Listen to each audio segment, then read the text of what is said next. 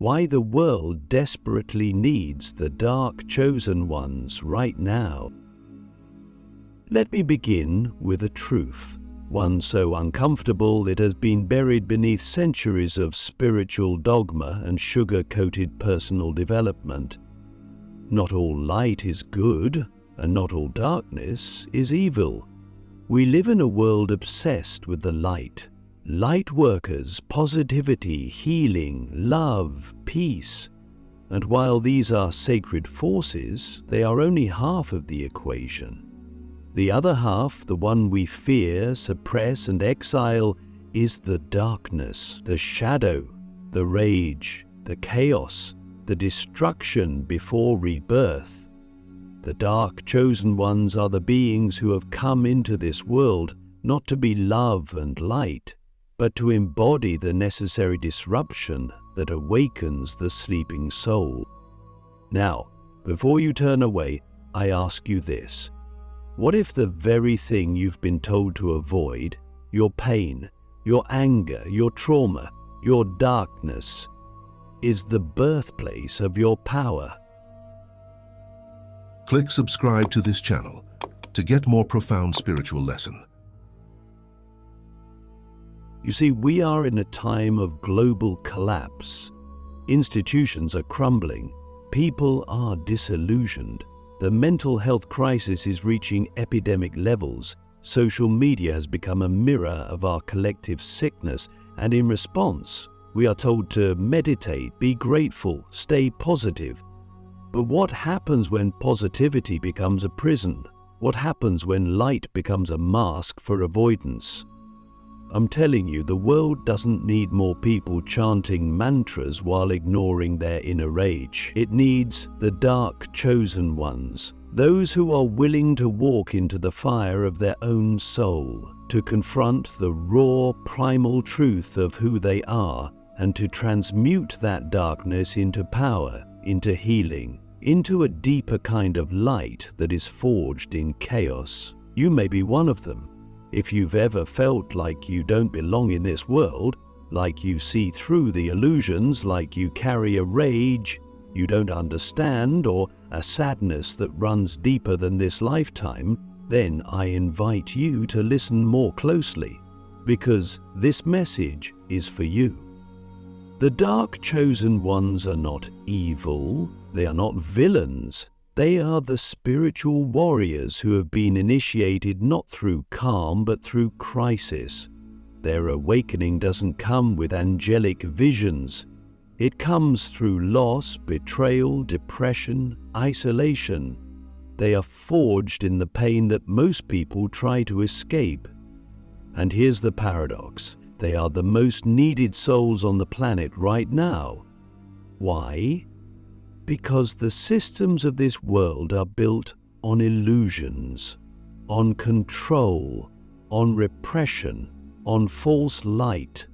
And only those who have been exiled by the system, who have been broken and reforged in the fires of suffering, have the capacity to dismantle the old and birth the new. Only those who have faced their own darkness without flinching can hold the space for others to do the same. Let me ask you something. When was the last time you allowed yourself to fully feel your rage? Not in a performative way, not in a tantrum, but in sacred, conscious rage. Rage that breaks chains, not people. When was the last time you faced your jealousy, your shame, your fear, without trying to fix it, heal it, or run from it? The dark chosen ones do this daily. They don't avoid the shadow. They live there. They make love to it. They know that true spiritual power comes not from perfection, but from integration. And still, they are misunderstood, cast out, labeled as too intense, too dark, too emotional. But it is precisely their intensity that is medicine. It is their emotional depth that is needed to counter the numbness of a dying world. As walked alongside these beings, I've seen what they carry. They are often the black sheep of their families, the ones who were scapegoated, the ones who felt too much in a world that rewarded numbness. They were told they were broken, when in truth, they were simply more awake than those around them. And so they turned inward. They hid. They became lone wolves, navigating a world that didn't know how to hold them. But now, the world is shifting, the old ways are dying, and the dark chosen ones are being summoned. Not all of them know who they are yet. Many are still in hiding, still thinking they're too much, still trying to fit into a spiritual paradigm that was never made for them. But those who awaken to who they truly are become unstoppable. They become the shamans, the artists, the destroyers of illusion, the midwives of the new earth. To be one of them is not easy, it is not glamorous. Often it feels like dying, over and over and over again. And yet, with each death, there is a rebirth, a deeper truth, a more anchored power. These beings don't just talk about shadow work, they live it, they embody it. They alchemize it into wisdom that can't be learned from books or retreats. It's earned in the trenches of the soul. The question is, are you willing to be one of them? Can you let go of the need to be liked, to be approved of, to be safe, in order to become who you were born to be? Can you stop trying to be light and start becoming whole? Because that's what the dark chosen ones are here to teach us. Wholeness. Not sanitized spirituality, not bypassing, but radical, embodied, unapologetic wholeness. They teach us that darkness is not the enemy, it is the womb, the void, the unknown where all creation begins. Let me give you a practical example. Think of a forest fire. It's destructive. It burns everything to the ground. But what happens after? New life, fertile soil, regeneration. The dark, chosen ones are the forest fires of the soul. They burn away what is false so that what is true can rise. And they don't do it gently. They are not here to make you comfortable. They are here to make you real. The world does not need more comfortable people. It needs real people, awake people, people who have made peace with their darkness and now wield it not to harm, but to heal. So again, I ask you, what if your pain is your initiation? What if your suffering is your calling card? What if your darkness is sacred? Sit with that. Don't rush to answer. Let it echo in the chambers of your being, because we're only just beginning. The alchemy of pain, how darkness awakens the true self. There is a sacred process, ancient and often misunderstood, that turns suffering into strength, pain into power, and wounds into wisdom. This process is not taught in schools, not preached from pulpits, and rarely found in the sanitized versions of spirituality that dominate our culture. It is the alchemy of pain, an inner transformation that only the dark chosen ones truly understand.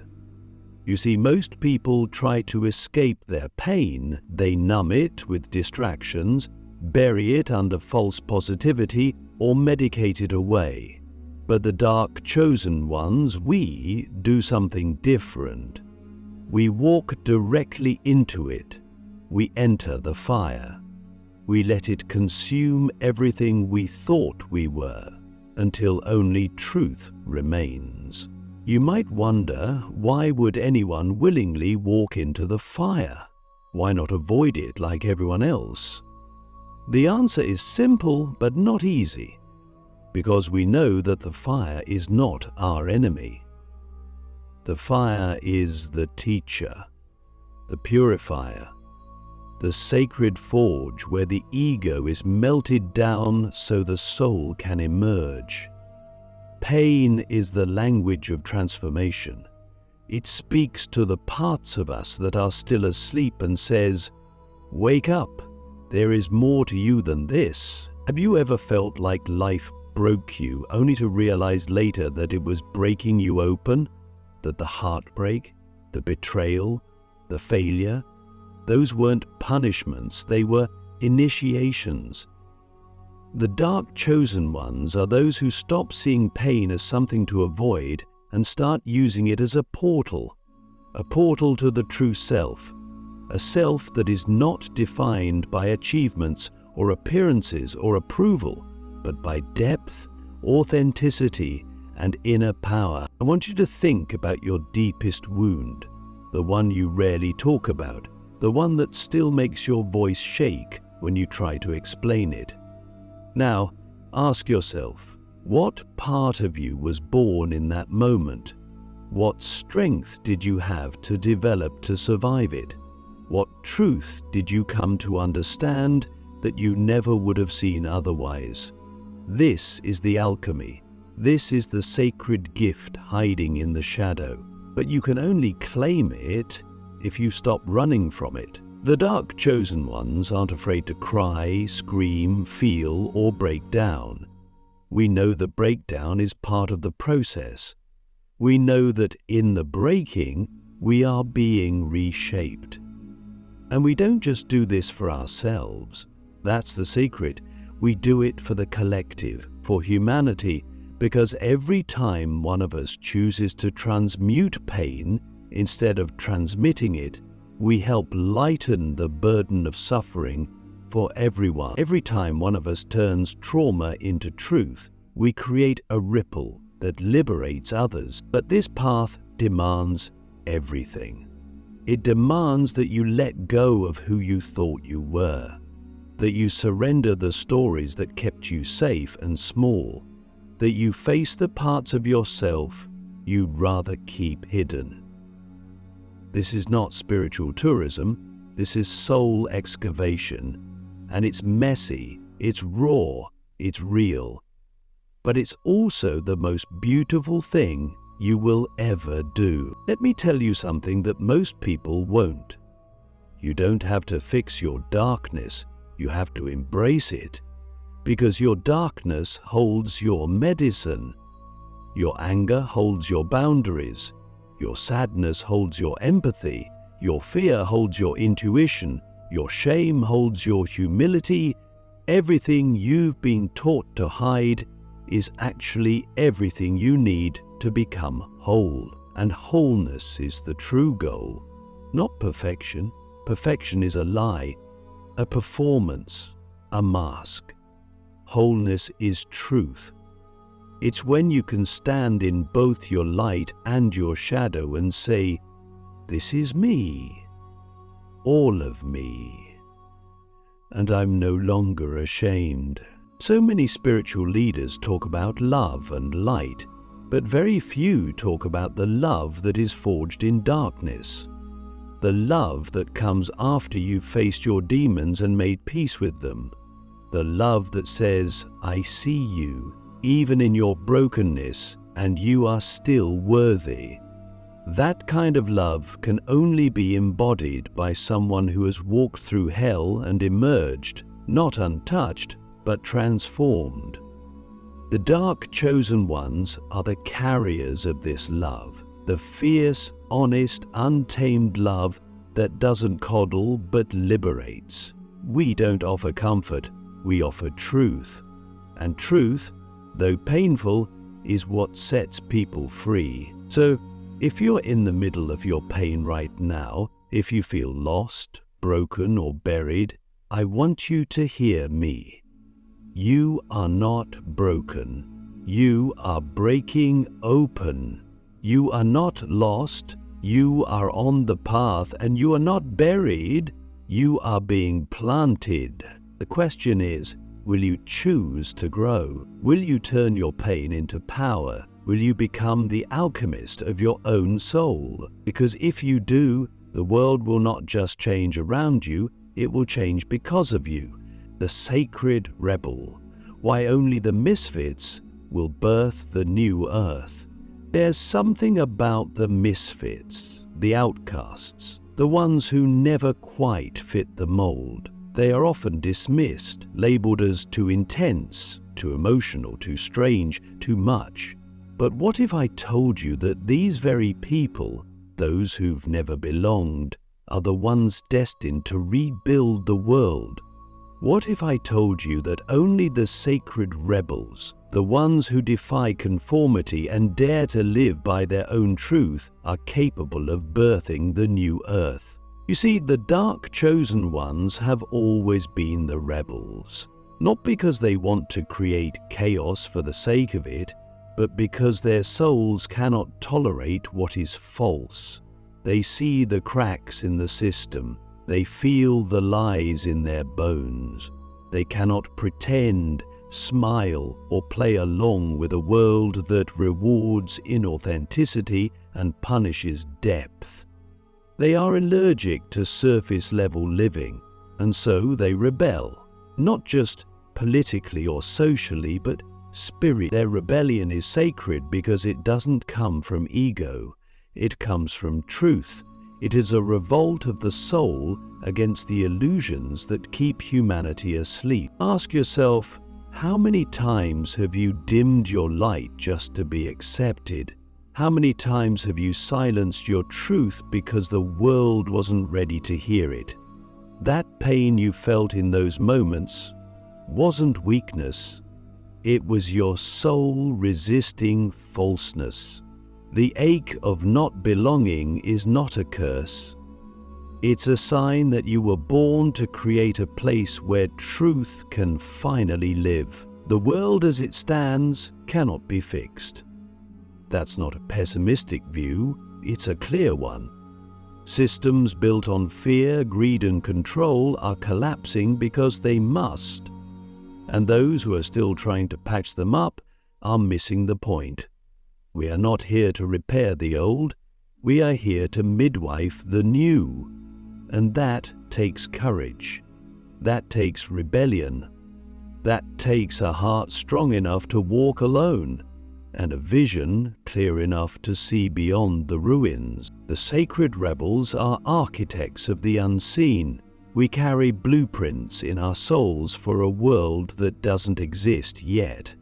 And because of that, we often feel crazy, isolated, or misunderstood. But what if your loneliness isn't a sign that something's wrong with you? What if it's a sign that something's deeply right? That you are tuned into a frequency most people can't hear yet? Think about it. Every major shift in human history was ushered in by people who were first called heretics, witches, madmen, radicals. They were the ones who dared to say no more. They were the ones who refused to accept the status quo. They were burned, silenced, shunned, but their legacy lived on. Why? Because truth cannot be destroyed. And the dark chosen ones carry that same fire, that same refusal to accept a world that dishonors the soul. We are not here to blend in. We are here to awaken, to disrupt, to dismantle the comfortable lies that keep people enslaved. But here's the paradox. Our rebellion isn't rooted in hate. It's rooted in love. A fierce, uncompromising love for what is real. A love so vast it would rather be rejected than be fake. A love so deep it's willing to be misunderstood, mocked, even crucified, if it means standing in integrity. And here's what they don't tell you: when you claim your role as a sacred rebel, you don't just liberate yourself. You become a beacon for others. Your courage gives others permission to be real. Your truth starts to ripple out into the collective field. Your very presence becomes a revolution, but the path is not easy. There will be days when you feel like giving up, days when the weight of the world feels unbearable, days when you question everything. That's part of the initiation. The sacred rebels are tested not to break them, but to prepare them. Because the new earth isn't built by those who never struggled, it's built by those who struggled and still chose to rise. At this point, I want you to ask yourself something deeply, brutally honest. What are you still afraid to lose? Approval? Security? Belonging? These are the chains that keep the rebels asleep. To awaken fully, you must be willing to lose everything that is not aligned with your soul. Only then can you gain what truly matters: freedom, purpose, power, connection, truth. And let me tell you something wild. The moment you stop trying to fit in is the moment you begin to lead. Your authenticity is not just personal, it's revolutionary. In a world addicted to performance, being real is a radical act. And that's what the dark chosen ones are here to teach.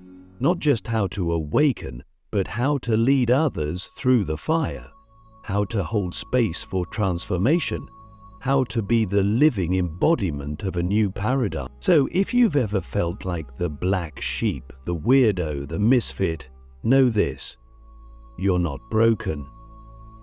You're chosen, not by some external force, but by your own soul. You came here for this. You came to break the rules written by unconscious minds.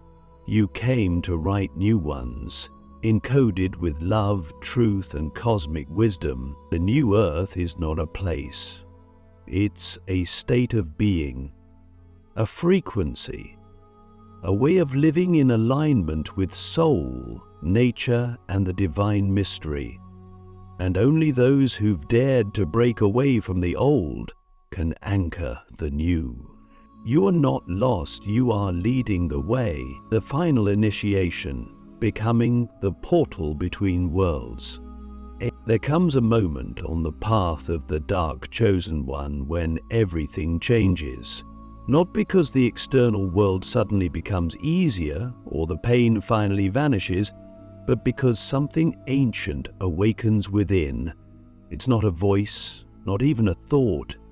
It's a knowing, a deep cellular recognition that you are no longer just a soul in a body playing out karma.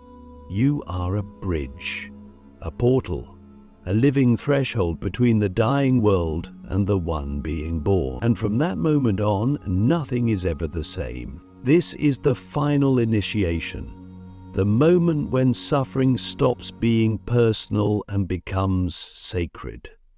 When your wounds are no longer just your own, but become medicine for others. When you realize that your life, your entire journey, was never random, that every betrayal, every heartbreak, every dark night was perfectly orchestrated to shape you into a vessel strong enough to carry the codes of transformation. You begin to see that your very existence is the work, that just by being who you truly are, fully and unapologetically, you are doing the most radical spiritual act possible. You are embodying truth in a world built on lies. But this embodiment is not passive. It demands everything. You must become radically honest. You must live with integrity so deep it cuts through illusions like a sword. You must stop seeking permission and instead become the permission.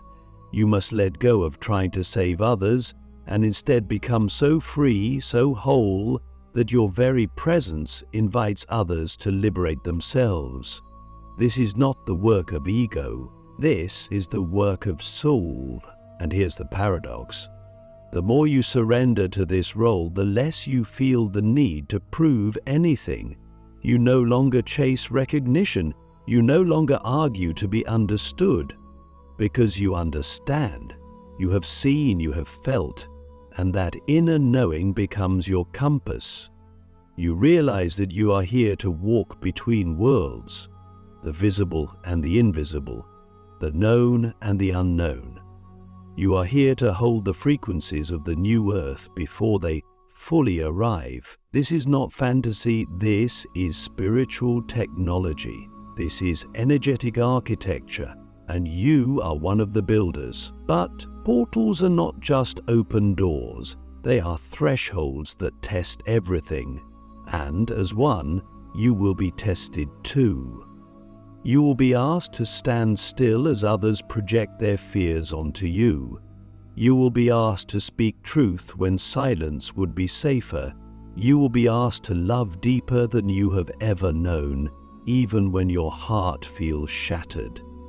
You will be asked to carry wisdom that the world may not yet understand, but you will carry it anyway, because you were built for this. The beauty of this final initiation is that you begin to live in two worlds at once. You are grounded in the real, paying bills, laughing with friends, facing your own human struggles, but you're also tapped into something eternal. You feel the pulse of the Earth's awakening. You sense the shifting of timelines. You recognize the souls who, like you, have come to serve something greater, and in their eyes, you see yourself. That's the moment when the loneliness ends, not because your life is suddenly full of people, but because you realize you were never truly alone. The other dark chosen ones are out there, quietly doing the work, silently holding the grid, creating art, raising children, healing trauma, holding sacred space, not for fame, not for clout, but because they remember why they came. You see, we didn't come here to be saved. We came to remember that we are the salvation. We are the ones we've been waiting for. So I leave you with this final question. What if everything you've been through was not a detour, but a design? What if your darkness was not your downfall, but your doorway? What if you, in your raw, imperfect, beautiful humanity, are the very portal through which the new earth is being born? If there's one thing I know with absolute certainty, it's this. The world desperately needs the dark chosen ones right now. Not someday, not when things are easier, now. Because the time of pretending is over. The time of awakening is here. And the sacred rebels, the wounded healers, the shadow alchemists, you are not just part of the story. You are the story. Now, rise.